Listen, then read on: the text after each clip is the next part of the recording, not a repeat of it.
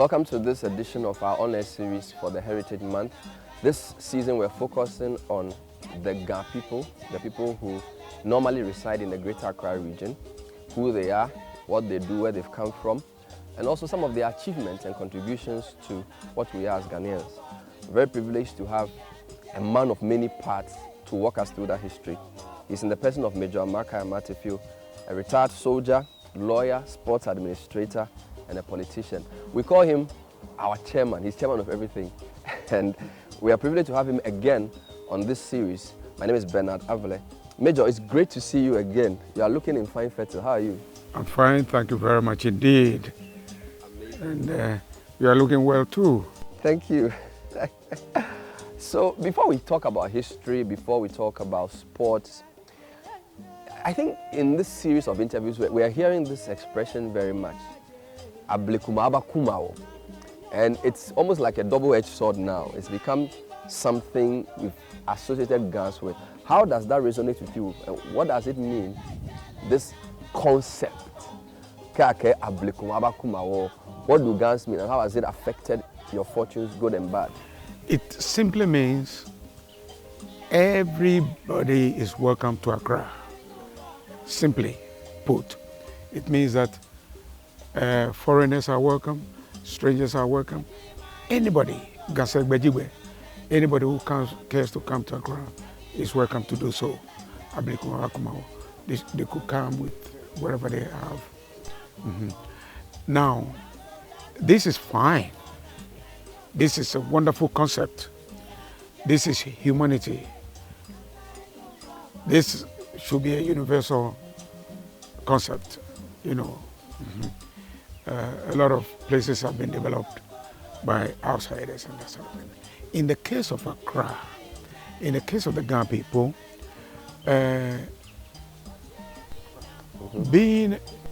welcoming everybody to Accra has put our culture under pressure. It has put our language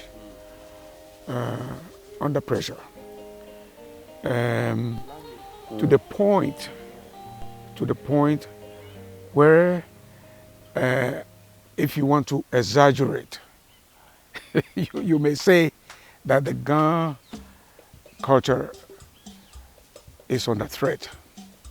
The language is under threat. And that also means that we could be, maybe not in this generation, but we could be endangered species thanks to the capital being in Accra. Already we are in a minority. There is nothing we can do about it. All the ministries are here, all the commercial activities are here, and this is what they wished for. Ablekuma, abakuma. This is what they craved for. But right now, it's become a challenge to the very fabric, the very existence, the identity. What makes you a Ga? The language you speak, the name you have. This is put it in on a strain. It's a very difficult situation. And I remember in 1997, I delivered a lecture at the British Council to celebrate or to commemorate. I don't think the celebration is appropriate given the context of what the capital has meant to our survival as a people. So to commemorate the relocation of the capital to Accra from Cape Coast, it was exactly 100 years. And to commemorate the 100 years relocation of the capital to Accra, a series of lectures, and I delivered one at the British Council, and I drew attention to the potential, the effect of the capital being here on us as a people, on our identity. That was 25 years ago. So to think about the fact that even before the capital moved here, Ghans had this concept of we welcome all strangers. So already the mixing was happening. The capital city coming here accelerated that. If I pressed you to give me a cost benefit of having the capital of Ghana being located here, have the benefits outweighed the negatives? If I pressed you, I would say no. I would say no. There is very little land available for the Ghana people, and that whatever was available right now as we speak is in the hands of other people. It's no longer available to us.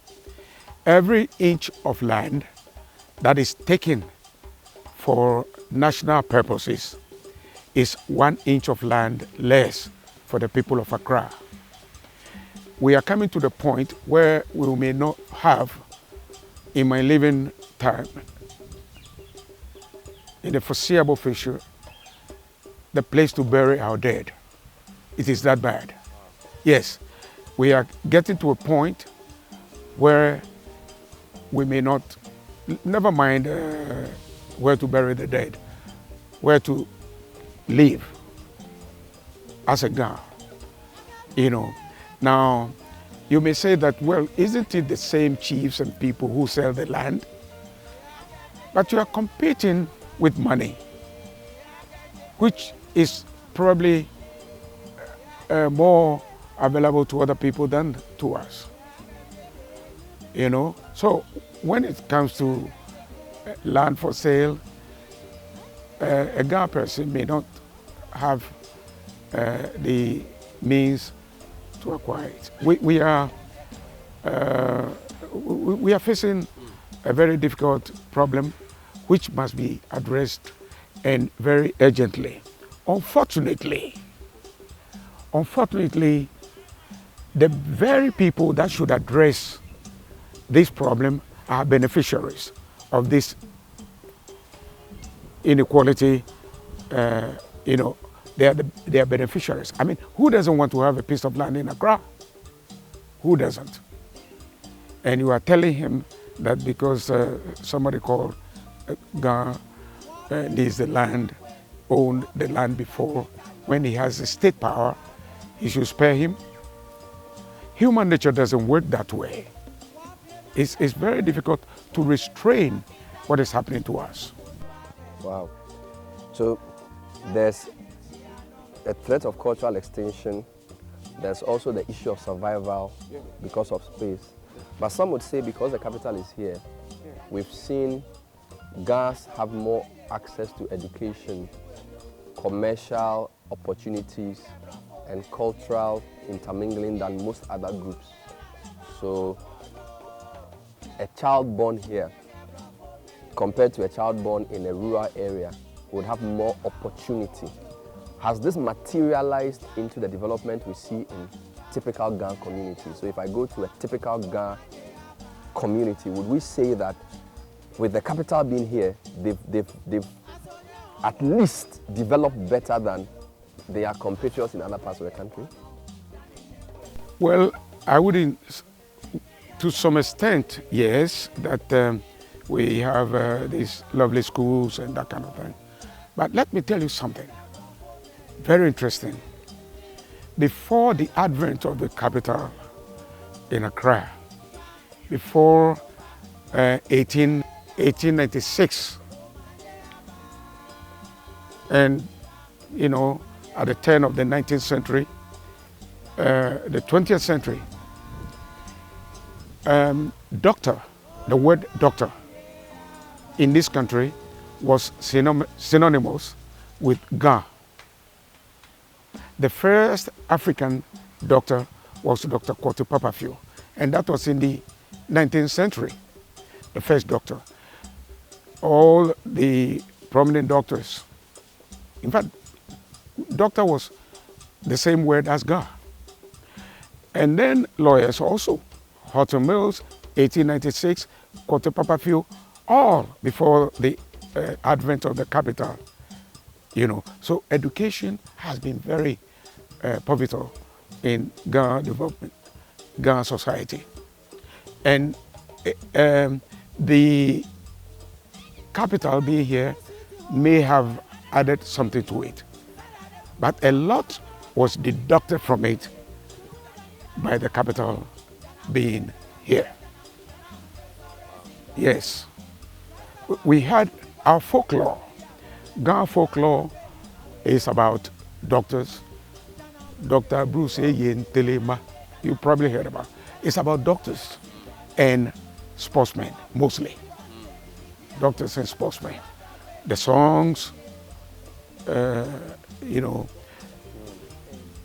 So it had not much to do with the capital.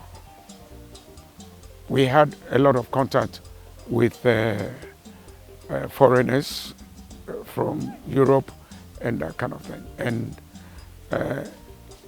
that didn't have much. The capital was in Cape Coast until 1896. The doctors were here before. The lawyers were here before.